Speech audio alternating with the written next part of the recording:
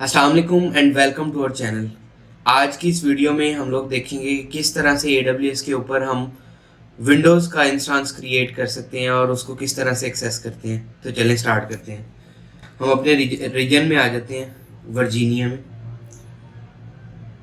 और यहाँ पे हम EC2 में चले जाते हैं। यहाँ से भी आप जा सकते हैं, आप सर्विसेज में यहाँ से सर्च करके EC2 यहाँ से भी जा सकते हैं। ये मैं EC2 में डायरेक्ट यहाँ पे इंस्टेंस का है ऑप्शन। यहाँ पे अगर क्लिक करूँ तो मेरे इंस्टेंसेस वाले टैब में मैं पहुँच जाऊँगा।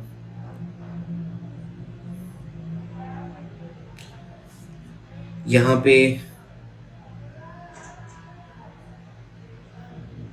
आप देख सकते हैं मेरा एक इंस्टेंस जो हमने लिनक्स के लिए क्रिएट किया था वो अभी भी रनिंग स्टेट में है। अच्छा, कोशिश करें जब भी आप अपना काम कर लें तो इंस्टेंस को डिलीट कर दिया करें। तो अभी के लिए मैं इसको सिलेक्ट करके यहाँ से टर्मिनेट, अगर मैं स्टॉप करना चाहता हूँ तो स्टॉप पे क्लिक करूँगा, लेकिन अभी के लिए मैं इसको टर्मिनेट करना चाहता हूँ तो मैं टर्मिनेट पे क्लिक करूँगा और ये टर्मिनेट का बटन प्रेस कर दूँगा। तो अभी कुछ ही सेकंड्स में आप देखेंगे कि ये मेरा इंस्टेंस जो है टर्मिनेट हो जाएगा। तो अभी मैं विंडोज़ का इंस्टेंस क्रिएट करना चाहता हूँ तो यहाँ पे लॉन्च इंस्टेंस पे मैं क्लिक करूँगा। यहाँ पे मैं फर्स्ट विंडोज़ इंस्टेंस लिख लेता हूँ या फर्स्ट विंडो रहने देता हूँ, और यहाँ पे मैं ये विंडोज़ माइक्रोसॉफ्ट का ये इमेज जो आ रहा है इस पे सिलेक्ट कर लेता हूँ। T2 माइक्रो इसके लिए भी एलिजिबल है, यही रहने देता हूँ। यहाँ पे की पेयर, अगर मैं चाहूँ नया की पेयर क्रिएट करना तो मैं यहाँ से नया की पेयर भी क्रिएट कर सकता हूँ, लेकिन इस बार मैं नया की पेयर क्रिएट नहीं करना चाहता। मैंने जो ऑलरेडी की पेयर क्रिएट किया हुआ है उसी को ही मैं यूज़ करना चाहता हूँ। तो यहाँ पे मैं वही की पेयर सेलेक्ट कर लेता हूँ और नीचे यहाँ पे वो कह रहा है क्रिएट सिक्योरिटी ग्रुप, मतलब नया सिक्योरिटी ग्रुप अगर क्रिएट करना है तो यहीं से ही, और अगर कोई पुराना जो ऑलरेडी आपने यूज़ किया हुआ है वो ही करना है तो यहाँ से कर सकते हैं। एक काम करते हैं, हमने जो पुराना सिक्योरिटी ग्रुप क्रिएट किया था हम उसी को यूज़ करते हैं। यहाँ पे सिलेक्ट एग्जिस्टिंग में जाते हैं और यहाँ पे नीचे ड्रॉप डाउन करते हैं। तो ये आप देख रहे हैं एक ये डिफ़ॉल्ट था जो सिक्योरिटी ग्रुप जब भी किसी रीजन में हम कोई काम करते हैं तो डिफ़ॉल्ट तो ऑलरेडी होता ही है, लेकिन ये वाला सिक्योरिटी ग्रुप वो ग्रुप है जब हमने लिनक्स का इंस्टेंस क्रिएट किया था तो उस वक्त सिक्योरिटी ग्रुप को क्रिएट किया था। इसको मैं सिलेक्ट करता हूँ और बाकी सब कुछ मैं डिफ़ॉल्ट रहने देता हूँ। आपने देखा होगा लिनक्स के केस में यहाँ पे 8 GB था, लेकिन विंडोज़ क्योंकि थोड़ा सा ज़्यादा स्पेस लेती है इसलिए वो 30 GB डिफ़ॉल्ट है। मैं सब कुछ डिफ़ॉल्ट पे ही रहने देता हूँ और यहाँ पे लॉन्च इंस्टेंस पे क्लिक कर देता हूँ। तो अभी ये इंस्टेंस में मैं वापस आ जाता हूँ। तो आप देख सकते हैं कि यहाँ पे ये पुराना वाला इंस्टेंस जो है मेरा वो टर्मिनेट हो गया हुआ है। मैं एक दफ़ा रिफ्रेश करता हूँ और ये जो नया इंस्टेंस है ये अभी पेंडिंग स्टेट में है, ये अभी क्रिएट हो रहा है। अच्छा, तब तक मैं सिक्योरिटी ग्रुप के बारे में आपको बता दूं। सिक्योरिटी ग्रुप इज़ लाइक कि एक कमरा है, उसके बाहर दरवाज़ा है और आप उसमें रूल्स लगा सकते हैं कि कौन सा बंदा अंदर आए, कौन सा बंदा बाहर जाए। अगर किसी को भी आप अंदर आना अलाउ नहीं करेंगे तो आपके इंस्टेंस में नहीं आ सकेगा। तो इस केस में अगर हमने लिनक्स को एक्सेस करना होता है तो लिनक्स को एक्सेस करते हैं हम SSH के थ्रू।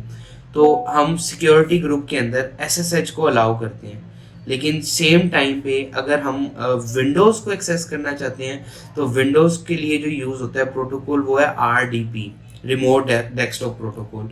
तो उसके लिए यहाँ पे नीचे ये जिस इंस्टेंस पे हम करना चाहते हैं, ये जैसे कि ये फर्स्ट विंडोज़ वाला इंस्टेंस था, यहाँ पे अगर हम सिक्योरिटी ग्रुप में आए, ये सिक्योरिटी लिखा हुआ है, यहाँ पे आए सिक्योरिटी वाले टैब में, तो ये बता रहा है कि इस इंस्टेंस के साथ जो सिक्योरिटी ग्रुप अटैच है वो ये वाला है।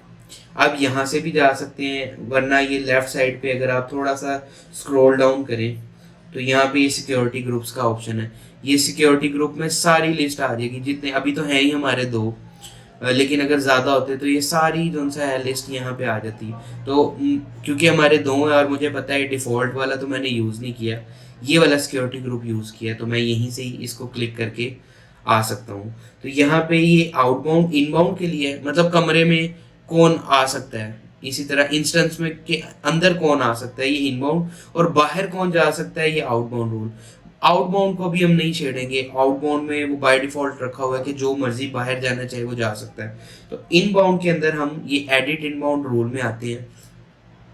ये जो SSH वाला रूल था ये किसके लिए था, लिनक्स, क्योंकि यही वाला सिक्योरिटी ग्रुप लिनक्स के लिए क्रिएट किया था। तो उस वक्त ये SSH अलाउ करवाया था। ये 0.0.0.0 का मतलब है कहीं से भी SSH करना कोई चाहता है तो उसको अलाउ करे।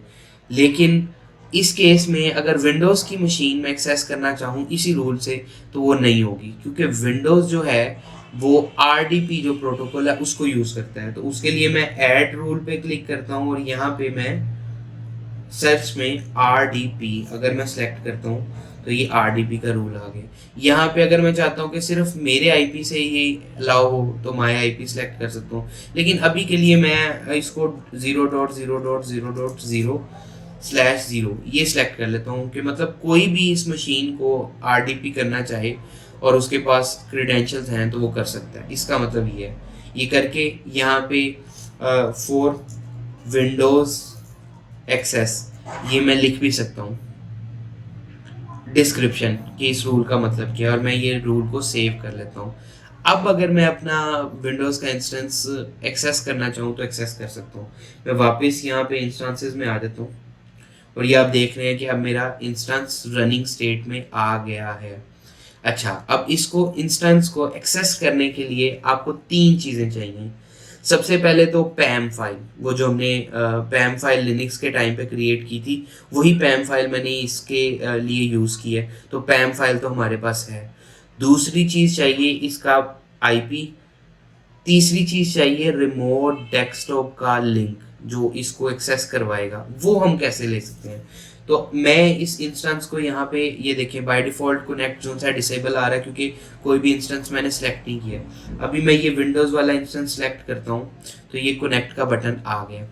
ये मैंने कनेक्ट पे क्लिक किया तो आपने यहाँ पे नोट किया पहले यहाँ पे ये जो आ रहा था यहाँ पे SSH आ रहा था, लेकिन इस केस में यहाँ पे सेशन मैनेजर आ रहा है और यहाँ पे सेकंड नंबर पे ऑप्शन आ रहा है RDP। तो मैं RDP पे क्लिक करूँगा। यहाँ से अब मैं ये जो मेरी डाउनलोड लिखा हुआ है रिमोट डेस्कटॉप फाइल, इस रिमोट डेस्कटॉप फाइल को मैं डाउनलोड कर सकता हूँ। ये मैंने रिमोट डेस्कटॉप फाइल डाउनलोड कर ली इस मशीन के लिए, ये सिर्फ इसी मशीन के लिए। अगर कल को हम कोई और विंडोज़ की मशीन बनाते हैं तो उसकी भी इसी तरह से रिमोट डेस्कटॉप फाइल हम डाउनलोड करेंगे। उसके बाद हमारे पास तो पैम फाइल है। अब वो स्पैम फाइल से पासवर्ड किस तरह से जनरेट करना है वो हम देख लेते हैं। यहाँ गेट पासवर्ड पे क्लिक करेंगे क्योंकि विंडोज़ की मशीन पैम फाइल से एक्सेस नहीं होती, वो पासवर्ड से एक्सेस होती है। तो यहाँ पे जो हमारी पैम फाइल थी उस फाइल को हम अपलोड कर लेंगे। ये डाउनलोड्स के अंदर SSHVM के नाम से वो फाइल थी, उस पर ये अपलोड करके डिक्रिप्ट पासवर्ड अगर मैं करता हूँ तो ये देखें उसने मुझे बता दिया कि ये आपका सारा पासवर्ड है इस मशीन को एक्सेस करने के लिए।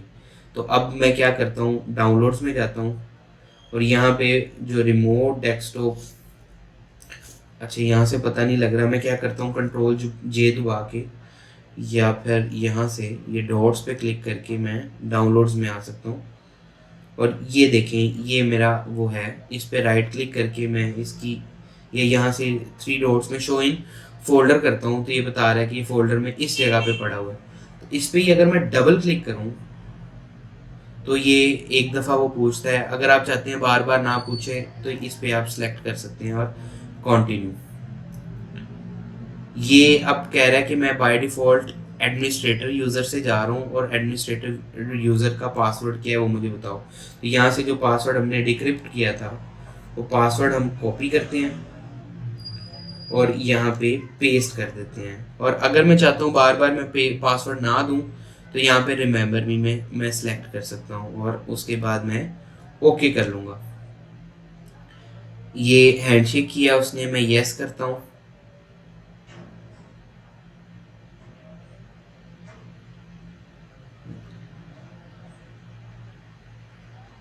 ये आप देख सकते हैं कि हमारा जो विंडोज़ का इंस्टेंस था वो हमने एक्सेस कर लिया है।